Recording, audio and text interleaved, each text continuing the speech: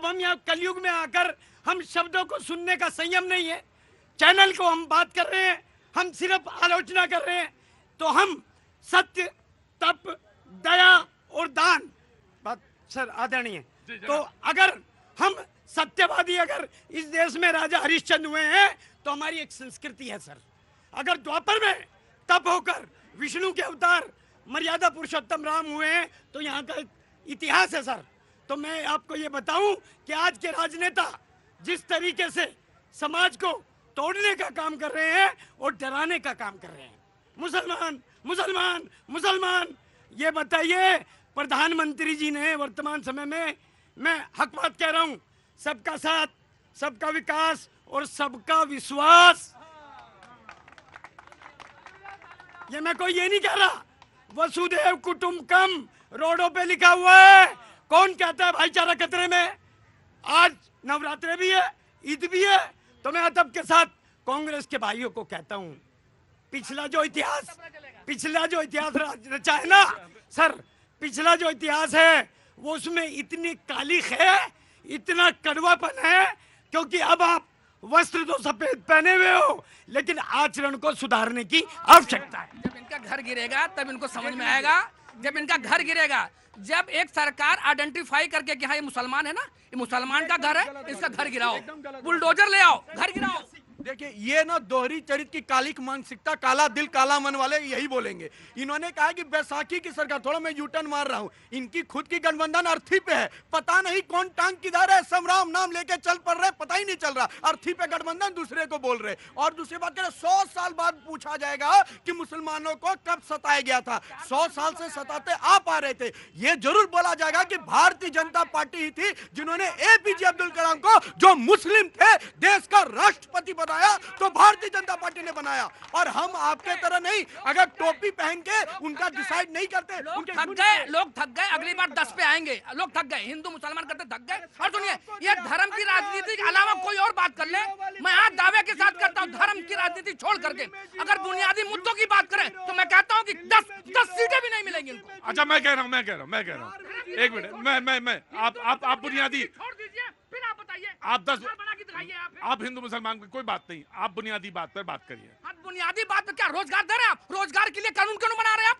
वक्त bill pay आप amendment करने जा रहे हैं, लेकिन आप रोजगार पे कानून क्यों नहीं बनाते हैं? आप रोजगार, आज कितने बच्चे मर रहे हैं, फांसी पे लटक रहे हैं, आत्महत्या कर रहे हैं, आपने देखा?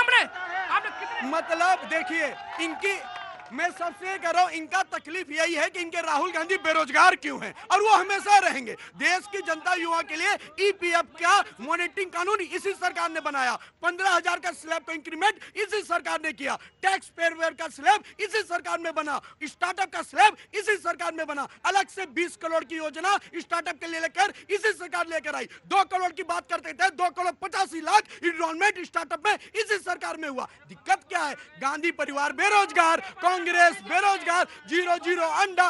कहीं भी मैं चैनल पे सीना ठोक के कहता हूं, इधर आइए आप, मैं इनके सामने लिखित देता हूं, अगर मोदी जी किसी भी मंच से मैनिफेस्टो में ये कहे होंगे कि मेरे जितने 15-15 लाख आ जाएंगे, राजनीति छोड़ दूंगा मैं, बोलिए।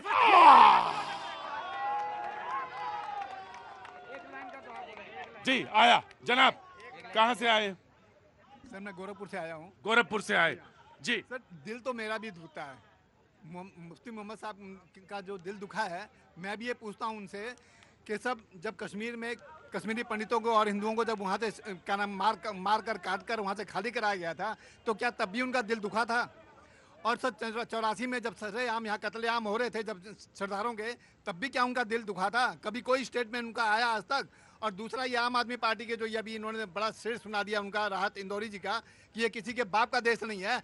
तो मैं इनसे ये पूछना चाहता हूँ, अगर ये किसी के बाप का देश नहीं था तो भारत को बांटकर पाकिस्तान किसके बाप का बन गया? बांग्लादेश किसके बाप का बन गया? अगर बाप का नहीं था तो बना कैसे? तब क्यों नहीं इन्होंने अपनी तकरीरें दी थी? क्यों नहीं बताया था कि देश बढ़ना नहीं चाहिए?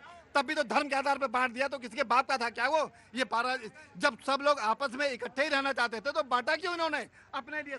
ये सवाल ये जनता का है। मैं आ गया जी।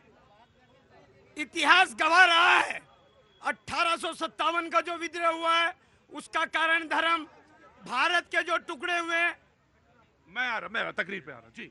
हाँ, देखिए बड़ा देर बाद समय दिए, थोड़ा सा समय हमारी भी सुन ले। इन्होंने तकरीर दोगे हटा दूंगा, तकरीर दोगे 2 मिनट में हटा दूंगा, 1 सेकंड में हटा दूंगा। अरे बोलिए।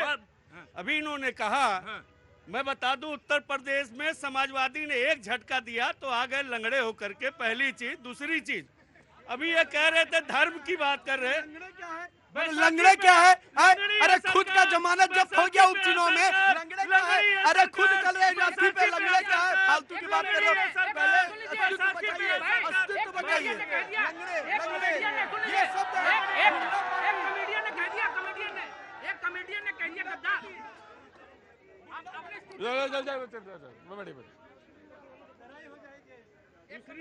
दूसरी चीज कहना चाह रहा था, लंगड़ा शब्द नहीं। जो धर्म की बात है, पहले हमने देखा था कि नेता जनता से डरते थे, क्योंकि उनको जो वादे किए थे उन जिम्मेदारियों को पूरा करने का डर रहता था कि हमें कैसे पूरा करना। आज की राजनीति क्या है कि बदबू आ रही है। वक्त छोड़ दे, ब्रेक के बाद